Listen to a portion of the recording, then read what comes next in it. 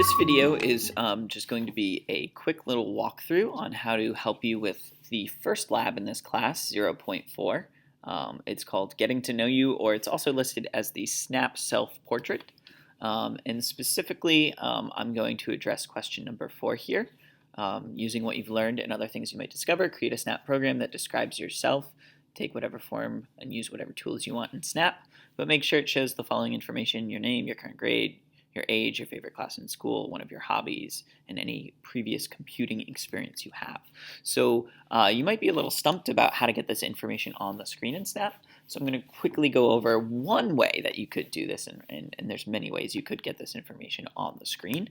And then I'll actually show you a way that you can kind of make your program look a little cooler.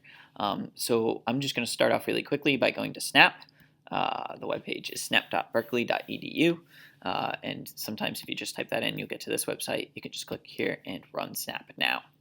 And then one thing that I like to recommend, if you haven't already, you are going to need to make sure that you make an account so you can share share your programs with me. So make sure you use that sign up tab here, like we covered in the previous video and in class, to make yourself a username and password so you can log in.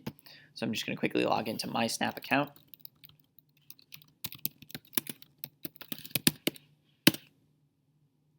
And that way, after I make my program, I can save it and share it.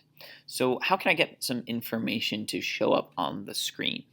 There are many ways to do this, but if we just start playing around, we might see something in the looks blocks as a great place to start, which has some things like this. Say hello for 2 seconds. And when I click say hello for 2 seconds, my little arrow says hello for 2 seconds. And I can change that to 3 seconds, 4 seconds, 5 seconds, etc.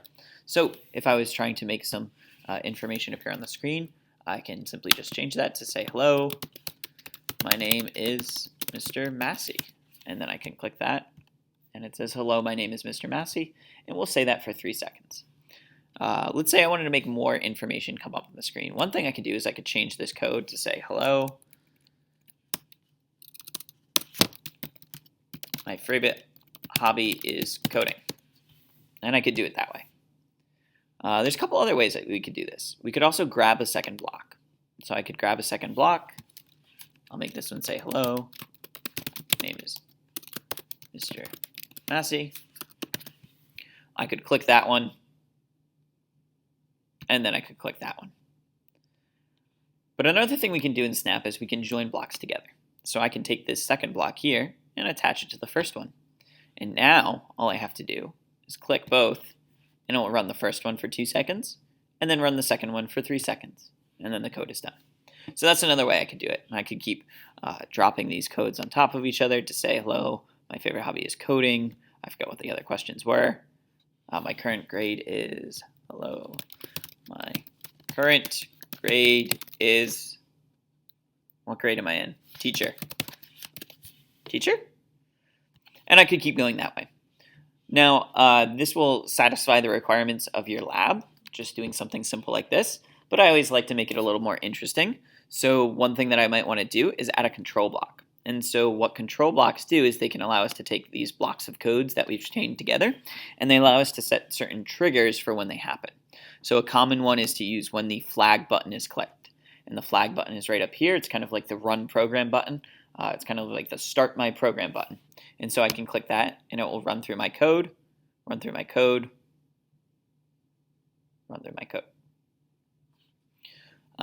Another thing that I can do, and I really like these control blocks because they come in handy when we start to make games, is I like the when a certain key is pressed button. So I can set this to be any key on my keyboard, maybe Mr. Massey. I'll use the M key. And I'm going to hit the M key on my keyboard, and my code will run over here, and you'll see the different scripts pop up, the different text pop up as it runs through my code. So that's another way that we can make our program just a little more interesting. And then actually one other way that I'd like to make my code a little more interesting is you notice over here I'm using this, we call them sprites, these little characters that appear on our stage. We can actually change those sprites. So if we click the sprite that we have, and right now we only have one sprite, and we go over to costumes, it'll allow us to change the costume of our sprite. So one thing that we might want to do is insert a picture of ourselves. So it's us saying these things instead of a little arrow. thing. Little, I guess, a turtle. So let's go ahead and find a picture of myself.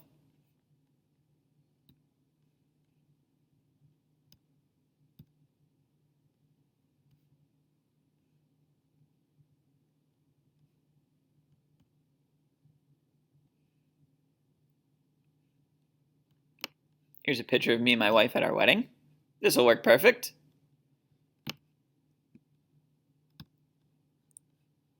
And now we can go ahead and just run our script again. Nope, I set it to be the M key. There we go. And we have a little speech bubble. It's pretty close to myself. I could fix that later, but there's something a little more interesting we could do. And then one last thing we might want to do is we could also change the stage. So we can change the background where our characters are. And we could do the same thing. We could import a picture to change that background. Let's see if I have a picture here we can use.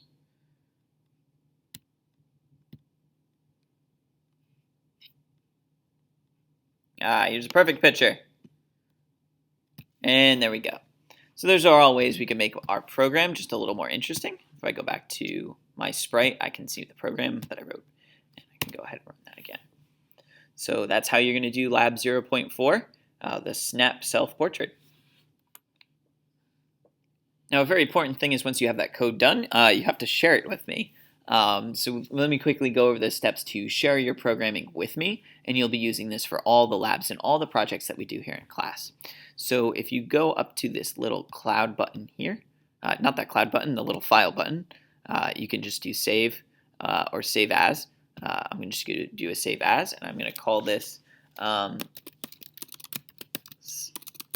Snap Self-Portrait. I believe this is 0.4, so maybe I give it a number. I can go ahead and click save, right? Another thing that I can do in that save tab, and if I open it back up, is if I have this Snap Self-Portrait selected, I can click the share button, click yes. And once that share button is selected, and that is a shared file, I can now take this link, copy it, and paste it right in my project for my teacher to see. And I actually can't edit this document because it's the original document, but if I go ahead, I'll just make a copy. Nope, I can't do that either. If I could edit this document, I could just paste it in and go to that link and see your project. And I could run the code that you wrote. So make sure you share your document with me inside your lab sheet.